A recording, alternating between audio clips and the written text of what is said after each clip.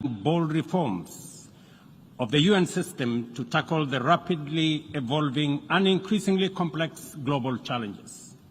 Today, that call is as urgent as it was then.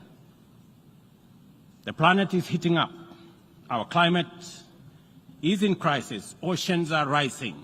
Deserts are spreading, and conflict is engulfing the world. Millions are displaced, poor and without access to basic services. Unfortunately, our multilateral system has proven inadequate in addressing crises such as climate change, inequality, and debt, and it continues to falter in providing any, let alone timely solutions. Without immediate action, humanity will face an unprecedented global crisis.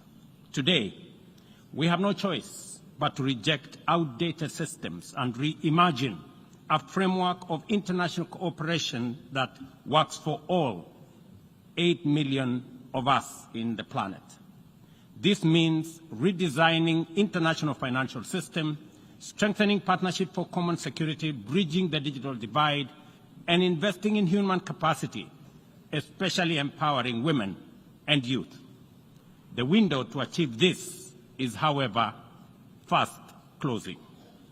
The Secretary General's 2024 SDG report paints a dire picture. Only 17% of SDG targets are on track, largely due to unmet financial commitments, and developing countries, particularly in Africa and the Global South, are facing severe funding shortages, and the gap is widening. At the 2023 UN SDG Summit, we highlighted the urgent need to overhaul the global financial system. As we approach the fourth Financing for Development Forum in 2025, imaginative solutions for debt relief and development financing are essential to close the SDG gap. We must address the historical injustice of Africa's lack of permanent representation on the UN Security Council as a matter of justice in the ongoing UN reforms. Additionally, region-led peace operations, sustainably funded by the UN-assessed contributions, are critical in addressing today's complex security challenges. In Kenya, we aim to increase forest cover by 30% by planting 15 billion trees, an effort largely led by our youth. 2 weeks ago, I launched Climate Works, a program to employ 200,000 young people in sustainable public works focused on ecological restoration and infrastructure. But we must recognize that the pace of technological advancement, particularly with AI, is widening the global digital divide. Africa holds critical resources for the tech revolution, yet receives disproportionately low benefits. A year ago, I stood here at this assembly to declare Kenya's commitment to contribute to an international security support mission to Haiti. Yesterday, I was in Port-au-Prince to witness the significant progress made by Kenya's Africa-led mission, even with the constraints of limited resources. What looked like mission impossible is now a present and real possibility for peace in Haiti.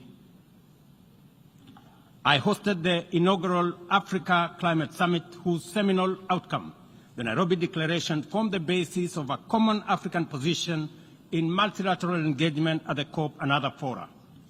At the world's 21 21 Replacement Summit in Nairobi in April this year, the 17th AFDB replacement and IMF SDR rechanneling, we, together with African leaders, championed for significant enhancement of the concessional window of affordable financing available for developing countries to provide critical public services, undertake investment in economic transformation, and implement ambitious climate.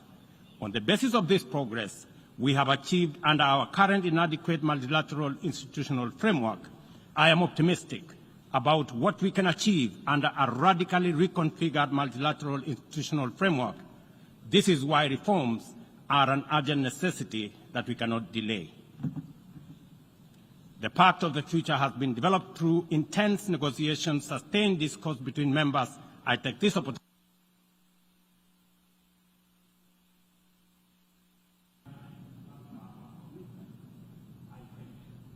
I thank the President of the Republic of Kenya and Commander-in-Chief of the Defense Forces.